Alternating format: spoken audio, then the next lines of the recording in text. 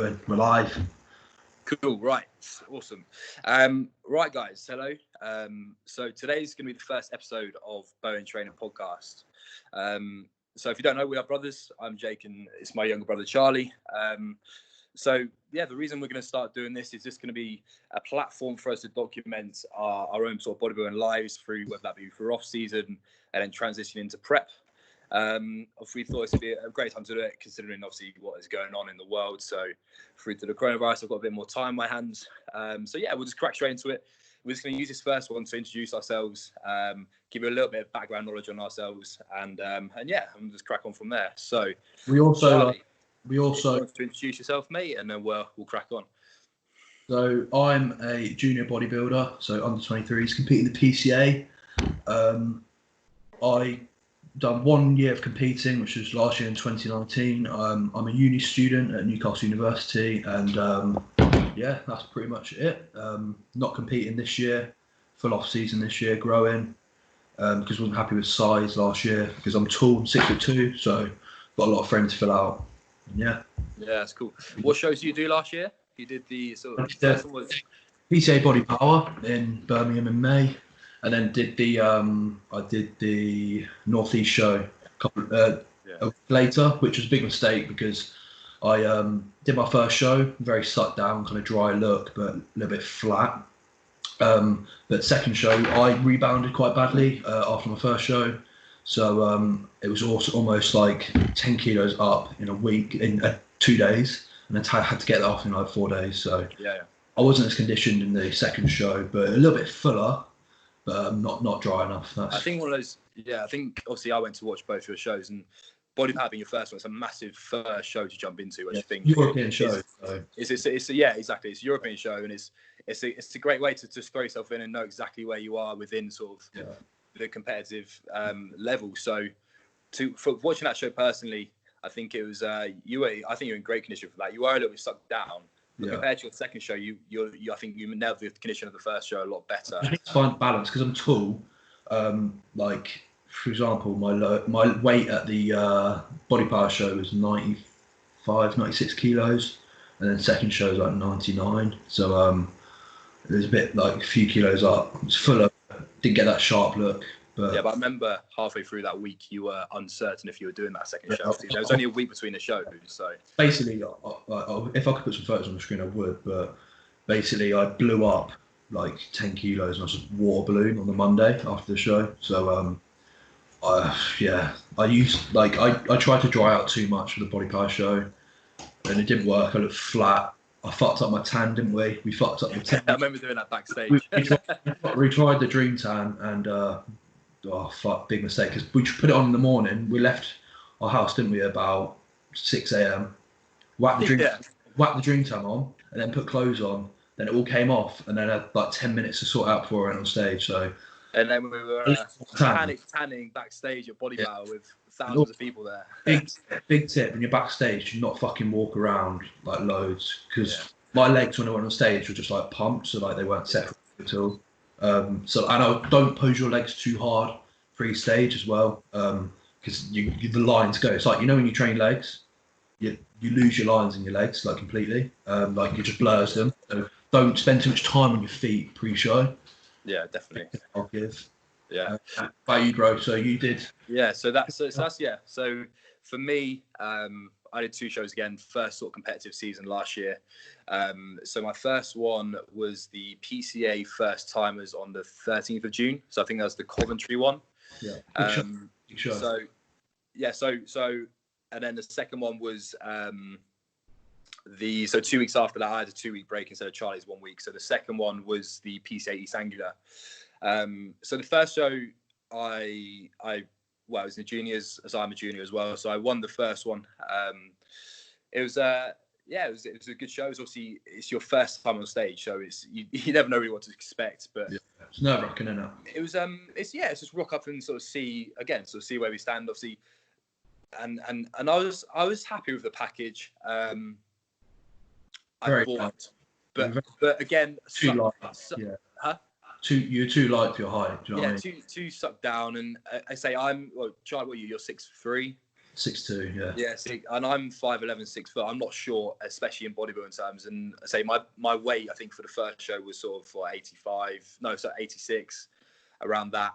And I'd say there's maybe questions that I could have been ready at 90, around 90 kilos. But again, just a little bit sort of inexperience. What you've got to think is, this is my opinion on it for you guys out there, is do you push for that extra condition to get them glutes in a little bit more, get more straight glutes, and lose your good body parts?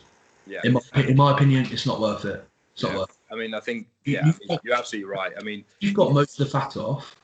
In that last week, if you know what you're doing, you can dry out a lot. If you know what you're doing. If you've got pretty much all the fat off, you dry out a lot more than you think. Yeah. Like, I don't believe in running flat for too long. And my opinion, in regards to yours as well, you got to think in terms of first show, bodybuilding show, muscularity, you'd rather show off. And I'd much rather be big, and have muscle that I've worked for years instead of coming in skinny, because how much shredded glutes. It's much more impressive having a big guy up there, than a skinny little guy. And like, for example, exactly. Like, I mean, you watch my shows. What do you think? Thing is, this is how it could have gone. Is in my opinion, from watching, is it was the PCA, so they love condition, don't they? But you won because your condition was best by a mile. The other guys, like one other guy, is like much fuller in the upper body. The guy that came third. Yeah, he could have. On another day, he could have won it just because he was fuller. Yeah. But then if you look at me, when I was 90 odd kilos, I would have dwarfed him if I came off full. Yeah, you would have. So it's that fine balance, isn't it? Yeah, that's where you got to think, guys. If you're like, I know we're getting into like the taboo subjects here, but if you're 3-4 weeks out and you're still dropping weight and you're almost ready, do not add in T3. That's what I'm going to say. That's just my opinion. Yeah. If your thyroid's working fine, then do not add it in because you will lose muscle. If you're pretty much ready, do not need it. You're going to lose muscle. It's just learning, isn't it? It's a learning curve. And again, it's your first stage of first sort of show. You learn you learn so much in your first season. Yeah, 100%. And then, so going from that first one is onto my second one, which is that East Anglia. Yeah. And again, unfortunately, I was even more sucked down. You should have started bringing the calories back up, in my opinion. I know I would have slowly like reversed you a little bit into the show because your condition was there. Your fullness wasn't there, so you would have looked just as peeled if you reversed into the show. Yeah, I know. Yeah, I mean, I think it's hard, obviously, like when you have a coach, and unfortunately they're not seeing you in person. It makes a big difference. It's such a hard call for coaches. So I respect the coaches and stuff, but it's hard to judge over photos. 100%. Like, in my opinion, that's why I think that videos are better check-ins than photos, because when you're in videos, you see the person moving around. Yeah. And when you move around, you can tell if you're looking stringy or flat. Like in the pose, sometimes you can't tell. Yeah. But one thing you said to me is when I walked on stage, I don't have that stage presence because I wasn't full. I was so sucked down. Yeah. No, you were very flat. Like you could have looked like you almost looked like a men's physique boy when you were checking in. Yeah. But the thing is though, like in off seasons, I've been. You get 250 pounds. You've been 120. You've been 120 kilos. Yeah, I've been 120 kilos. Not a pretty 120 kilos, but I've been 120 kilos. I'm a 6 foot. Yeah. I should not be getting on stage below 85 kilos. So I should be like this year. Next time I step on stage, I'm going to be 95 to 100 kilos. That's why what I put on my Instagram the other day was that people say, oh, don't worry about how much you weigh and shit like that. I'm sorry, but if you're 6'2", you can't weigh 85 kilos and win a bodybuilding show unless you're against fucking retards. Exactly. But if you're 6'2", you can't. You've got to focus on your weight a little bit because, like, I know, like, obviously, if your condition's not there and you're still like light, then you've got to get a bit light. But like, if you're ready, say you for example, you're 6 foot, you're ready around like 92, 93. Don't suck down like even more just to get them a little bit more because. Your strong body parts go. When your strong body parts go, your weak body parts are keeping shitter. So, like, that's just my opinion anyway. Well, that's the fine line of bodybuilding between fullness and condition, isn't it? But that's why, getting onto that, that's why I think a slow, long prep is much more beneficial, where you can keep food much higher but pretty much all the prep. And when you're food tight, your recovery's better, your training's better. Your training's better. You're going to hold on. You're going to hold on to more muscle. At the end of the day, you hold on to more muscle. And just these like 10, 12 weeks diets, they're like you've got to drop calories quite quick unless you're like quite lean already. Performance goes down. You get flat. You start numbers plummet in the gym. That's when you start looking skinny and stringy. Yeah, 100%. 100%. It's a slow. The training is such a big factor in terms of keeping that fullness and keeping those muscle, because you've got to think that's what built it. So, I mean, one thing for me, thinking back to preps last year, I remember dragging around my gym bag with a hoodie up, baggy trackies, not talking to anyone, literally getting on the machine, falling asleep on it, and then going and waddling to another machine and literally doing fluffy machines. There was no sign of free weights. Because I remember you came back for a week. I was like, what are you doing? Yeah, I was like, what are you doing? Why are you on that machine straight away? You were like, Jake's face so fucked. Because I was too fucked. Yeah. I was so fucked. Like, more than fucked. In my opinion, you should never get to a stage like that in prep. Yeah. I'm sorry, maybe like 2 or 3 days out, but like, until like 2 or 3 weeks out, your training should be fine. Like, your numbers are going to drop a little bit, like as you get lighter because your biomechanics and stuff and leverages. Like you shouldn't like be going from what were you benching before, like for reps, like 160 for like 5, 6. Yeah. So probably benching 100 for 6. Like, let alone even touching a bench press. You fucked a prep when you become like that week and you can't compound it. I mean, of course, it's a bodybuilding show, so it's a muscle show. Yeah. But obviously, strength has a factor of building that muscle. That's how I build that muscle. So if I'm not be able to lift those weights, obviously it's going to drop a little bit. Yeah. My opinion is as much as it did. Just like the easiest way to track bodybuilding is performance factor. Like looking at the performance factor, and especially in off season. Like for example, if you're in a prep and your numbers are plummeting, like you're still fairly far out, and your numbers are plummeting. You know something's not right. Either food, recovery, volume's too high, for example. Like so that's what you've got. So your performance in the gym is your biggest feedback tool almost.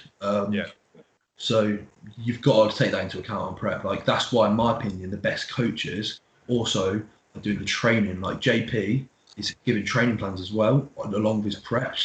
So if he sees the clients looking flat, they're fading a little bit, pulls the volume out a little bit. Yeah. So it's all links. Yeah, definitely, of course it does. But I mean, it's a learning curve. I'm thankful for the people that help me out on the prep. Obviously, it's all you learn from every different coach. So whether it's a positive or a negative, you learn. So I say very thankful. It's just one of those things. So we live and learn and we move on.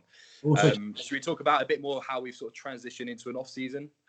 Before that, I was just going to say that I do my own preps. Like I always coach myself. I've never had a coach. I learned a lot of my shit off like the JP website, and also I do sports science. I'm very interested in like the whole like and I got myself in pretty good condition, like glutes. Yeah, definitely. So I mean, Charlie, you're at Newcastle Uni doing sports science. Yeah. Like, I've coached like you, Jake. I've got you in pretty much stage condition. Jack Jefferson, men's physique guy, junior physique. He got second place in. He was peeled. Like I don't like push it a lot. I don't push it a lot, but I enjoy doing it for like my close friends, and maybe when I'm a bit more credible, then we'll start focusing on that. But yeah, I think one of the things is because you are. I mean, we spoke about this before. One of the approach to the coaching aspect of it is we much rather get the experience under ourselves, have a few competitive seasons, learn ourselves first, and then be able to apply that knowledge to clients and build a client base from there. You got to think you're at uni, you're doing a degree. And people find it's too easy nowadays, as many people know. I mean, it's been said before, but to become an online coach and claim you're a prep coach when you're not. Do you know what I mean? And then there's definitely should be something along the lines of you have to have some sort of qualification. It's like a prep coach. There is to be a PT in the gym, so what's the difference online? Yeah, there's geezers fucking giving out preps just because they've done one show or like won the fucking Wabber fucking classic or whatever shit show. Crap like that. Yeah, literally. Jesus competing in fucking Wabber, and there's like 2 competitors. Get on a proper stage, come on. Yeah, and that's true. I mean, there's so many knockdown federations for people using to dig up their egos. And then claiming they're a world champion. You're not a world champion. If you're a world champion, you're in the Miss Olympia. The world champion, you're a world champion if you've won the Mr. Olympia, all right? So yeah, just stop putting it in your bio. Just stop bios, right? Stop putting that in your bios. Just say you're a bodybuilder, not a world champion. But that's the thing. These are the people that are then offering coaching, and they're claiming, oh yeah, I'm a world champion in the WUZ FBA Pro division. Man. Yeah, that one, mate. Yeah, that's the one we all know. Yeah. So then they're offering coaching, but it's just an ego boost. They're people that are doing it. They're not loving bodybuilding. Yeah. And they're not doing it for a competitive reason. Because if they were competitive and cared about progression in the sport, they'd be going against the best. Yeah. And two bros. Yeah. And so on. They wouldn't be competing in these lower federations that have, which everyone knows the standards aren't as good. But if you're really that good and you're blowing your own trumpet, go and compete in these shows. See how you get on. At the end of the day, that's what it's like, isn't it? Yeah. And there's a reason why they don't, or there's a reason why they do. They do it once and they come last and they don't do it again. Yeah. So just too many transitioning into off season. Yeah. Or current affairs, what's going on. So for yourself. So I stopped competing. Well, my last show was May 22nd, 2019. Went into a rebound phase after that for about 6 to 8 weeks. Put on some good tissue, to be fair. Strength was like all-time high. Then went into a little cruise. Kind of lost track a little bit there. Like lost quite a bit of weight almost, but it was good because it almost like refreshed me for a good push after that. So in September when I went to uni, I started an off-season push. Pushed my weight up to 122 kilos was the highest. And then over Christmas I just chilled with stuff. Training obviously all stays the same. And then I started a prep, a very last minute prep, around February. But I only did it for 3 weeks because I didn't like, it was just going to be a short prep and I didn't want to lose muscle by doing a quick prep and coming down really quick. Well, like you just said previously, is that we prefer the longer prep method. Yeah. And I mean, the few photos you sent me, you could see where it was going. Yeah. You could see where it was going. I think you would have had to rush to get it. Yeah. And then it would have been flat. Yeah. Then it would have been flat, and like I know people say you've got to get flat to get lean, but you've got to you can be flat, but don't be flat for like too long, in my opinion. No. Because that's when it's just asking for muscle loss. And then after that was like, I saw that as a kind of a little mini cut, and then I went in, rebounded out of that. And now I'm up to like 119 kilos, just cruising at the moment, and better of a looked. Better of a look. Yeah, 100%. I mean, you're doing well in terms of you've got a kit at home, haven't you? Yeah. So you bench press, squat rack, this essentials. So you're able to keep that tissue. I mean, obviously you haven't got the loads you normally use, but you've got enough to just using a bit more muscle failure. So yeah. Because what you got to think, guys, is muscular hypertrophy can be achieved from going to failure between anything from 3 to 30 reps.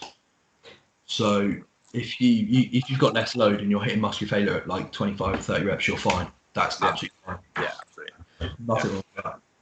Yeah, obviously it's just get to a point nowadays where most people are limited on the weight they have on loading bars, so they can't progress it. Yeah. So that's just one of those things you have to wait into the gym though. But you can say you can still maintain.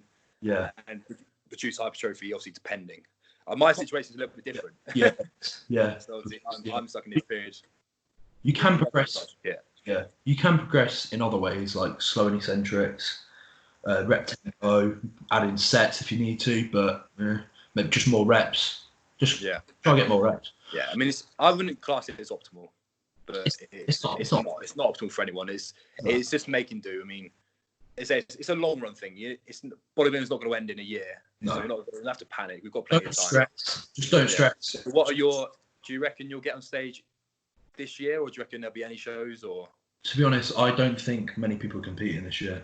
So I just think when gym's back open, get back on like a growing phase, push next year, and then hopefully compete late next year, which will mean almost like a 2-year off season. Yeah. Which will see me, I reckon, like realistically, from where I started my prep in 2019, I was about 107 kilos skinny fat, and now now I'm like 120 in way better condition. Leg lines are still in, like in respect. No, you're in good nick.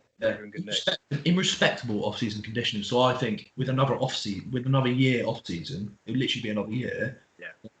Like I could be I can maybe aim for like around 108, 110 on stage. Yeah, 100%. Actually, You've got to look. I think for you, obviously, you have such a big frame to fill out. So, for my opinion, you need to push your body weight up high. Yeah, I want to be getting like after when the gym's reopened. You've got a lot to fill out. Yeah, but when that's filled out, it's going to be a sight to be seen. To be fair, it's filled out a lot. It's just like obviously it's more. What was I going to say? It's after when the gym's open back up, I'll get back on like pushing hard, and I'll try push up to like around 130. Yeah, definitely.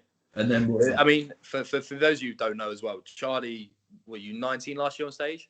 Yeah, 19. Juniors goes up to 23, so Charlie will be 21 when you next step on stage, maybe 2021. I think it'll be 21. So you've still got like 3 years left in juniors, 3 seasons left in juniors. So, I mean, I think it's going to be a good sight to be seen if you're talking about getting on stage, you're sort of 110, and then got 2 more years to progress from that. I think realistically, your sort of future goals setting should definitely be British champion within PCA, 100%. Yeah. There's no reason why you can't achieve that. Yeah. No reason at all. Yeah. And you've got the work. Yeah, you've got the work of it, so it's going to happen. It's going to happen, 100%. There's some good junior guys out there, but I think like there's probably like maybe 1 or 2 others who like similar kind of frame to me. So yeah, it'd be interesting. Yeah, in terms of myself, obviously for current, is obviously when I finished I had a bit of a hiccup. So when I finished my shows, I made a mistake. I went on holiday a week after, 2 days after my last show. Yeah. To an all-inclusive, Cape Verde, all-inclusive, all you can eat. Didn't do anything all day. It was 8, and walked around the sun. So I put on, I think when I got back, about 10 kilos in a week. So I rebounded like fuck, but not in a good way. And there was just water, cankles. Yeah, you remember the cankles I showed you? Jake had cankles. You had cankles for literally 4 weeks. Yeah. And that's just, again, a learning curve. So that happened. So I came out of the show, did that, managed to get the water off. And then I've sort of been, I mean, I'm a PT, so I've got a very busy work schedule. And hand on my heart, I lost a bit of sort of motivation for the bodybuilding. I think, honestly, the prep killed me a little bit in terms of I was so sucked down.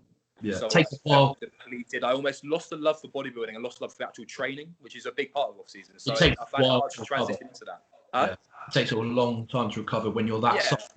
Yeah, exactly. So I felt my motivation just wasn't there. So it took me a long, I'd say a good few months to get back into the swing of things in terms of a good routine of eating, a good routine of training. And luckily I'm back into that now. And luckily I've got my mojo again. So I'm really, really looking forward to getting into off-season gyms opening again. I'm sitting about 113 morning weight at the moment. So I think my next realistic sort of stage weight, 95 kilos, I reckon will be a good target. I think it just depends. I think it just depends when you compete, because say you don't compete till next year, that's a long time growing again. Of course it is. I mean, and we know my body. We push on my body to 120 kilos. Yeah, but we just it just needs to if we get you on a more structure, treat this next off season like it's a prep. Yeah. Like week 2-time weekly check-ins, like everything to the T. Then there's no reason you can't grow a shitload more. Like there's proof in the pudding in there. I mean, look at the people who have done the productive off season. Cuba, for example. Yeah. Treat their life prep and look at the progress he's made. So that's the goal. That's what we're going to do.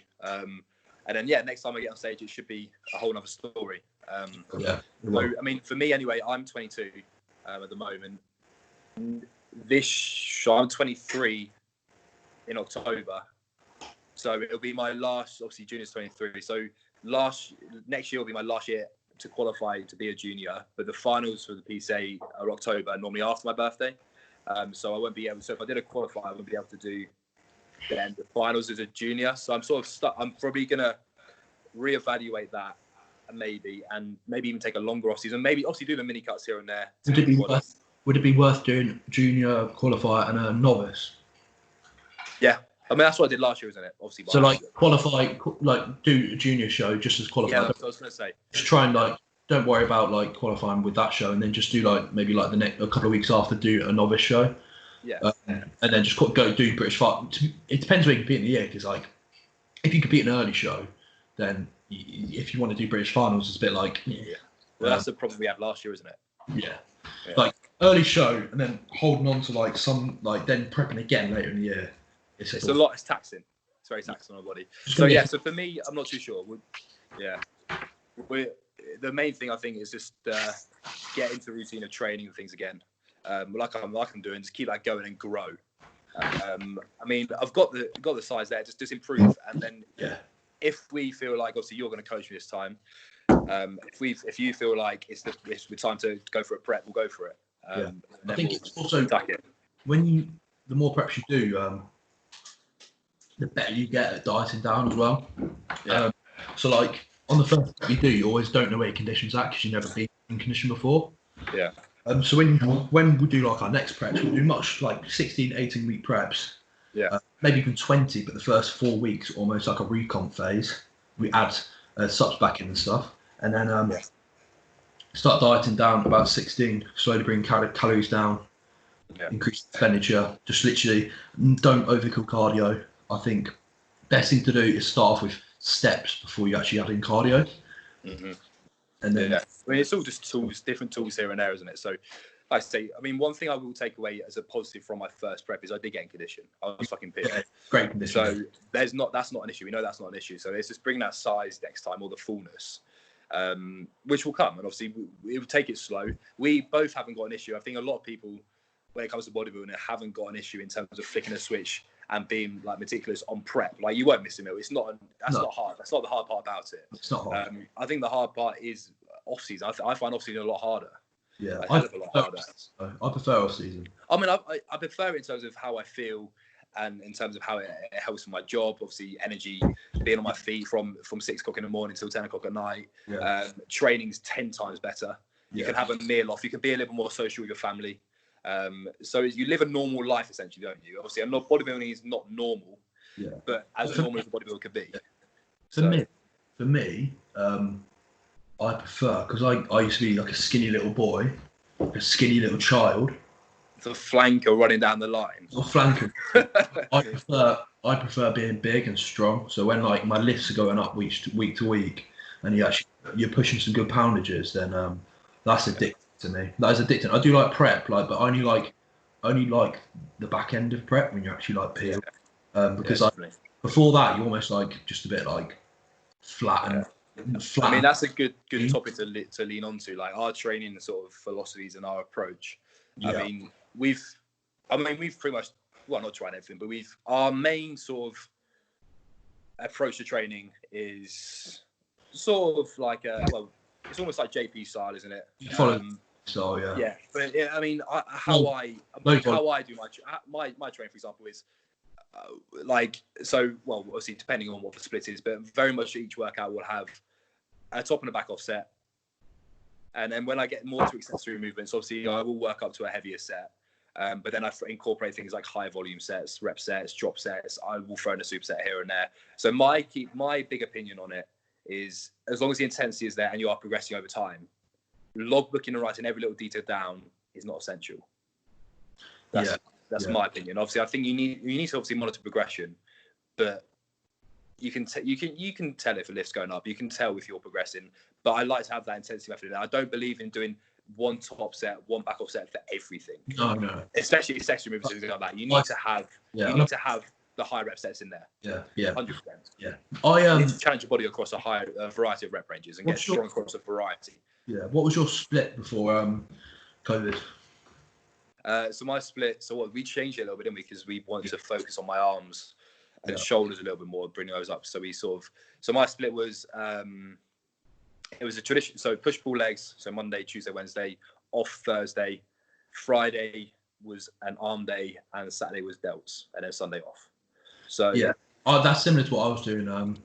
But I'm from evaluating like progress on that split compared to push pull. Legs before Christmas on my first push, and then obviously after Christmas I switched to that. I personally think that for putting on mass and size, that push pull's a lot better. 100%. I mean that's the same sort of thing. Did you find yourself getting flat? What? I felt flat. On what? Like the split I was just doing in terms of but I wouldn't like we got for that split. A big mistake I think we made in the programming was I would hit chest once a week. Sort of thing. Frequency. I think like you've got frequency was down. So when gyms open back up, what I'm going to do is push, pull, rest, arms, legs, repeat. Yeah. I think a mistake you still get the mistake that people make sometimes is they base a training split on a week. Like you should base your training split on a split and just rotations around it. Yeah, it doesn't have to be based on a week. Just see it as just like a revolving cycle. Yeah, and just going round, not as I've got a week, so I've got to jam in everything to a week. I kind of think, when I did like that, like bro split kind of thing. Yeah, I still trained like in a low volume kind of sense, but because you're only training once a week, like body parts once a week, the volume was also not high enough to grow. So I was still like, because you're only doing it once a week, where in push pull you're hitting it, the frequency's higher. So the overall total volume for the week is it's quite a bit higher. So like I didn't really account for the like added volume that I needed. And also I just think like strength wise, your strength just goes much higher on push pull.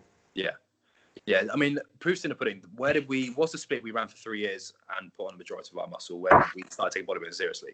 Push-pull legs. Yeah. Obviously, we had rotations within exercises in there and tweaks how we actually program push-pull legs, or is it pull-push legs, whatever. Yeah. But that was a split that progressed for us massively.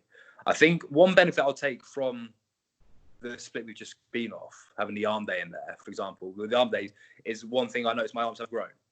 Oh, my arms are fuller. I sent you checking photos today. My arms are bigger.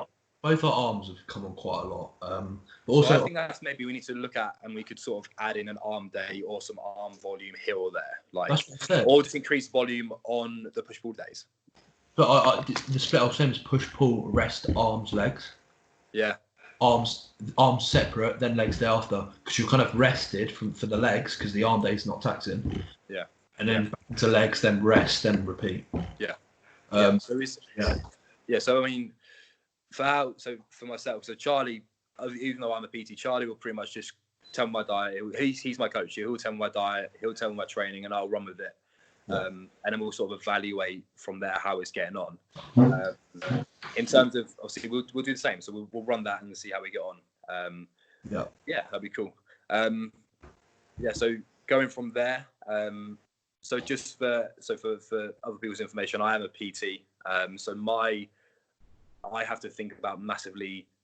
Obviously, it's my job, so I have to be able to have enough energy or I have to sort of program when I'm going to train, when I'm going to eat my meals. That's all very different to someone who works a 9 to 5, for example. Those of you who are PTs will know that in terms of my days are different each day. It's not the same each day. So that, for me, I really have to account in terms of when I'm going to eat my meals, when I have to program my clients.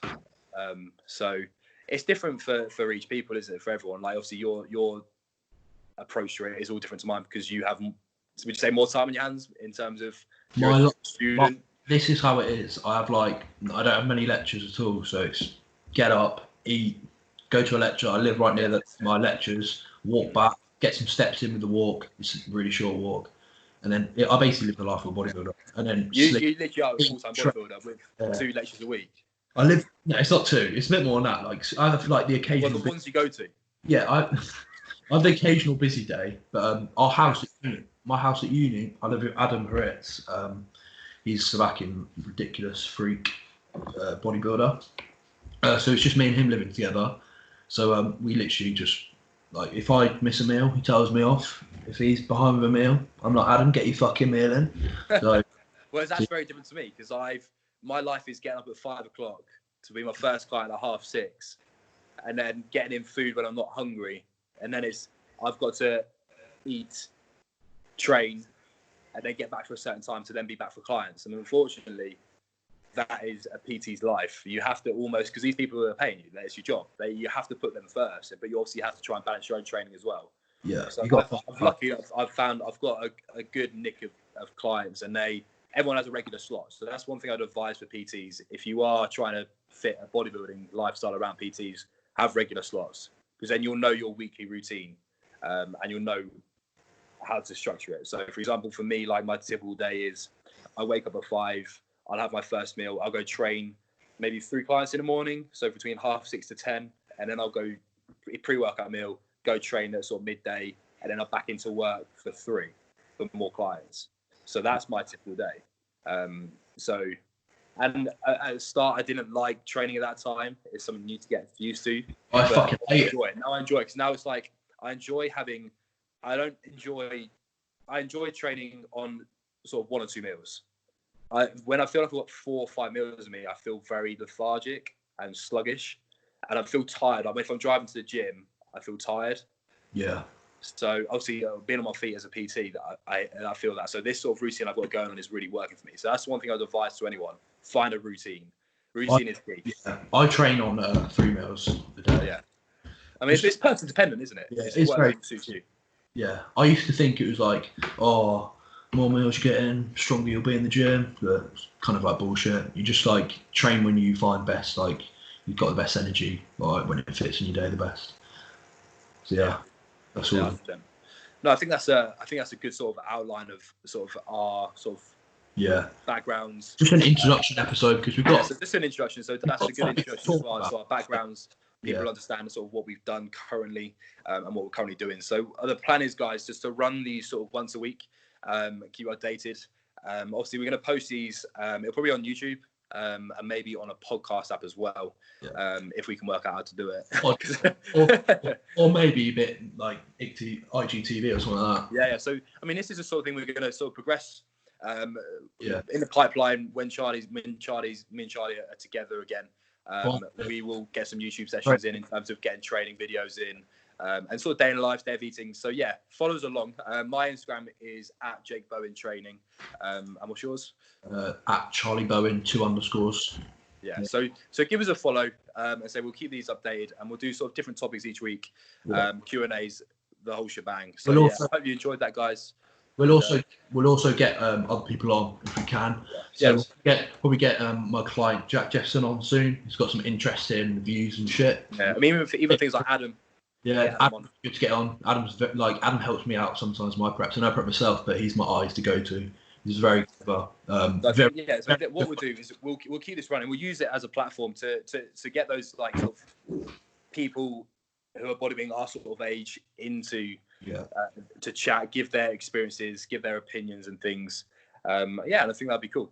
Yeah. And we'll also call out all you fucking cunts that talk so much shit on Instagram about how you're coming. We're coming. We're coming. We're coming. Boring. Boring. Right. Yeah. Anyway, we'll keep these rolling. So we'll do them once a week and give you something, guys, some entertainment. Yeah. Right. All right. See you later, bro. Bye bye.